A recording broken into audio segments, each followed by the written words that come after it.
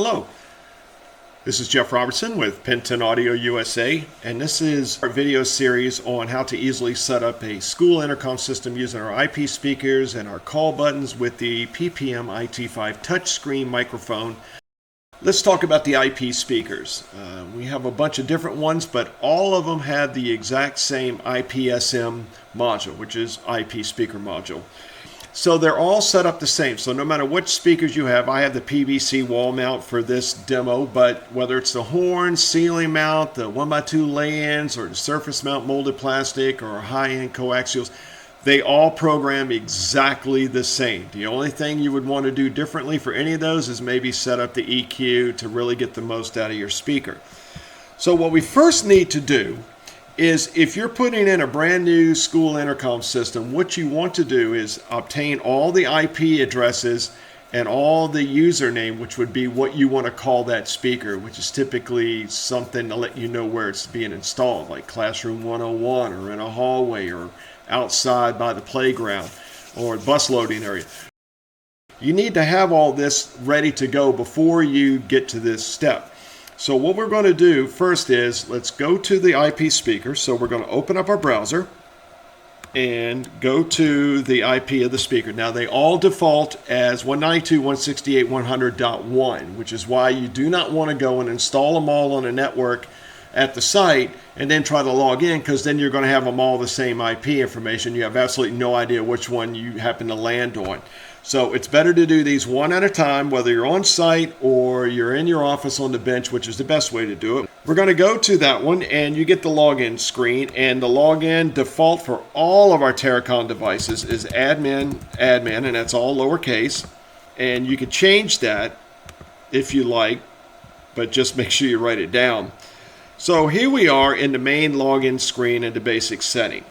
The first thing you want to do is, you notice here's your IP subnet and gateway, and also if you have a server, whatever that's there. Do not enable DHCP. That's for very unique applications. So you're going to disable that, which is by default. So this is where you change all your IP information. I'm not going to change it here, but this is where you would do that. And when you do that, just make sure you go down here to the bottom and you click on save before you navigate away from this page, or else you will not save any of your changes.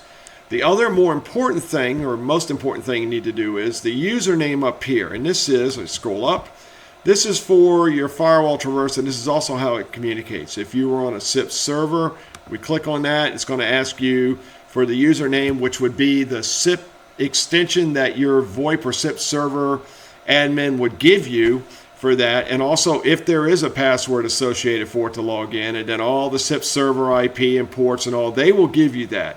If you're not connecting this directly to a SIP server, which you wouldn't be for a school intercom obviously, then you just make sure you're on Terranet, which is the default, and your username right here always defaults to whatever the model number of the device that you've logged into. You need to change this because they will all be the same, and you need to change it before you start programming your Terra Manager and or your PPM-IT5 microphones. This is the unique identifier that goes in front of the IP address when you're actually mapping devices and putting buttons on the screens. If you change this after you've done that, then those buttons will show offline, and you would have to go back and edit every one of them and change the ID. And I'll show you where that is in case you do that. Let's just say this is going to be in Classroom 101. Also, another thing, do not use spaces in your username, because this is like your SIP identifier. Think of it as unique, like an extension. You don't want spaces. Spaces can make it do very erratic things. So it's best just not to use spaces. Characters like dashes, underscores, other special characters are fine. You can be alphanumeric, doesn't matter. But this is what shows up in all the other device menus when you log in, and this one shows up online. Once you've updated and changed your IP address information and your username, then the other thing that you can do is actually set up your logic input. This is where your call button is physically wired to the IP speaker module. Now I want to show you something real quick so this makes sense to you. Here's your three logic inputs, and also there's a relay output, and you have 1, 2, 3. Now in our video part 1, I actually show me wired to input number 1. So that's what I'm physically wired to, and when I click on logic input 1, you see there's some options here, And we're just going to click on logic because it's a logic signal. Now we're going to say, is this logic triggered when it opens, or is this logic triggered when it closes? Now we are normally open with a momentary closure, so we are going to use the close, and when it closes, we are going to place a call. Now the target, this is what I wanted to show you. If you see, there's nothing in there. It just shows a device or a device group if we had programmed them in there. But there are no devices programmed into this speaker. So what we need to do is go to the device tab, and all of the devices that this speaker sees on the network will be displayed here at the bottom. And if we look right here, here is my IT5. So what I need to do is, and this is the same for every Intercom IP device in our family. If you do not see it in this device list, that means it's not online, or there is a problem with the IGMP and the network passing that information, because all of our devices broadcast their status via IGMP across the network so all the other devices can see it. So what we need to do now is we need to add any of these devices that it sees in this list that we are going to do something with. For example, as you see, there's an PPM-IT5 IP in there. There's also some other things that are offline. Well, if you have a school with, say, 50 classrooms in it, and you're on the network with all the other IP speakers, all of those should appear in this list. You don't need to do anything with the other IP speakers. The only thing we're going to do or address with this speaker is we want to target the IT5 microphone that's in the office, so when I push the button, which is wired to the IP speaker, we know where to send it. So here's my IT5 microphone right here, and we are going to add this. Now, this is the default name. It's going to be the device, and we can change this, and this is informational only to the programmer. This doesn't show up anywhere else. This isn't the same as the SIP information. This IT5 at, and then there's the IP address and the port. That's the user information. So if I change this in the IT5's user ID and change it to something else after I did this, then all of a sudden this would not be applicable. This device would show offline and I couldn't do anything. You push the button, it wouldn't go anywhere. It'd probably give you a disallow. So, but let's change this to office mic. And you can have spaces here because this is just informational only. There you see it up here in the upper list. And so now we've added the office mic, which is our IT5, to the device list of the speaker. And you need to do this with all of your speakers. So now let's map the call button. The call button is wired to our input number 1, as you saw in the first part of the video. So now we navigate to the I/O control. And here are our 3 logic inputs, and here's our relay output. We are physically wired to input number 1, so let's click on input number 1 and we will select logic. And now this says, okay, is this triggered when this logic signal is open, or is it triggered when this logic signal is closed? And then we select what is it going to do when either one of these states are there. Well, it's going to be open all the time and momentarily closed when you push the button. So we're going to go to close, and when it's closed or shorted, we are going to place a call. The mode is SIP. There's SIP or paging, but SIP is what we want because when I call it and it's answered, we want to go into a two-way SIP call for two-way communications, for hands-free in the classroom. Here we are, the target. Now, where will this call when I press the button? As you see now, Office Mic appears in this list. And we hit save, and we are done.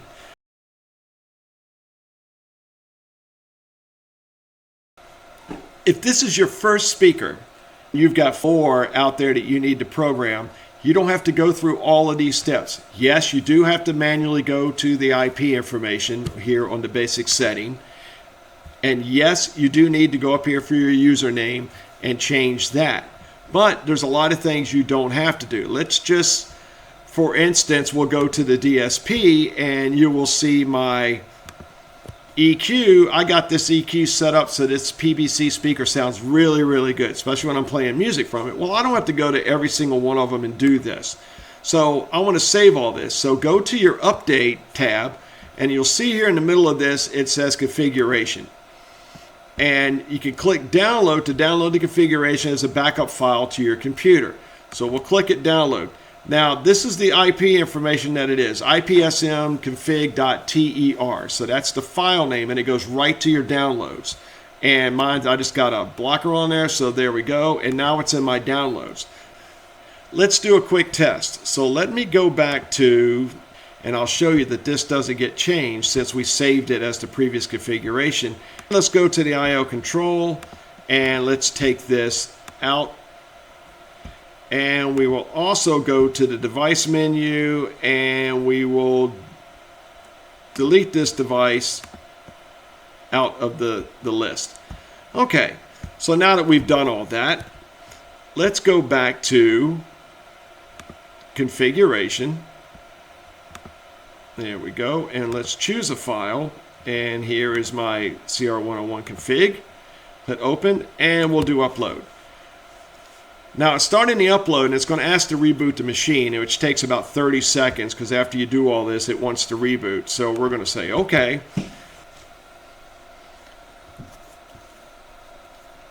Okay, so let's log back into it. Admin, lowercase, as always. Let's go to our setup. And you notice our username was changed, but the IP stayed the same. So the username will go right back to whatever the configuration file said. So you can easily change all of them. So we go to CR2, 102, but the IP information does not change when you do this. And if we go to our I/O control, you notice there my I/O control stuff is really there, and the DSP information will be the same. So what you want to do is when you do your first speaker, save that configuration, and then all you do for every subsequent speaker, dump the configuration file into the speaker, change the IP information, and you are well on your way at that point. All you have to do is change your username to wherever you're going to locate that speaker, change the IP information, and then all this logic programming, your DSP, EQ stuff will all be done the way you did it on the first one. So you don't have to do all this over and over and over and over again. All right, so I don't need to save this because, well, I'll save it anyway, but it's fine. So anyway, that is setting up your speaker. So now let's go to the IT5. And my IT5, if you remember from the speaker here, we'll go to devices. My IP information is right there. It's 117. So let's go to this and 117. And here we are into the IT5. And by the way, if you haven't seen any of the other videos showing all these, the actual model number or whatever you're logged into will show up here, so you'll know exactly what it is. And we'll go to the same setup tab on the IT5. And here's where you set your information, and also here's where that username. And if I change this username here, after I've already programmed the speakers, then those call buttons will not work because they're going to IT5 at 192.168, blah, blah, blah, blah, blah. So whatever you change this here, I would have to go back to this device, and right where the IT5 is, I would have to edit, and I would have to change this and save it to whatever I changed the user. And then you would have to go and do that for every speaker in your system. So it's always good to get your usernames and everything set up first, but this doesn't show up anywhere except in the programming, so it's up to you. Here's all our stuff, and go back to the IT5, and what we'll do is go to the device, we change your IP information just like you would anything else, and you have your save button down here at the bottom. Now the IT5, there's a couple of other quick things I want to make you aware of to make it way easier for you to use. One of them is auto answer. This may be defaulted to enable or disable. Always disable auto answer. What happens is if you have auto answer enabled, what will happen is when you push that call button, it will not flash, it will be steady, and the IT5 will automatically answer it. That's a quick way to know. If you push that call button with the LEDs from us and it's not flashing, that auto answer is more than likely enabled and it automatically answered. It's not pending an answer. The other setting you want to do is make sure you are set up for half duplex. So enable half duplex. The reason is half duplex has a push to talk on the touch screen that when they want to talk, they just push and hold that on the touch screen while they're talking, and then when they release it, they're actually listening to you. always put half duplex. That's the best way to do any kind of microphone that's within the area that other people can use. So that'll make your life a whole lot easier. Also, you can experiment with this. The AGC gain, this is the microphone itself. A lot of times you might want to put bypass on that, and you can experiment, but try it with one speaker, and then if that works for you and everything, that's fine. I always like doing bypass because sometimes the gain can cause problems.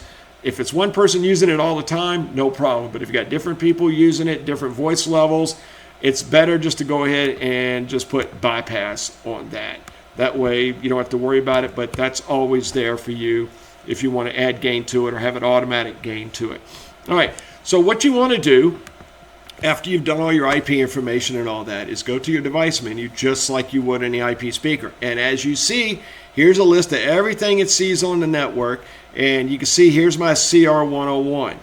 And this is why you want to make sure you change all of them out there, because now I actually know, okay, this is the speaker in Classroom 101, not IPSM like you see up here, and then I have absolutely no idea where it is. So we are going to add this to my device list, and you can change the name if you want up here, but that's what we actually want it to be.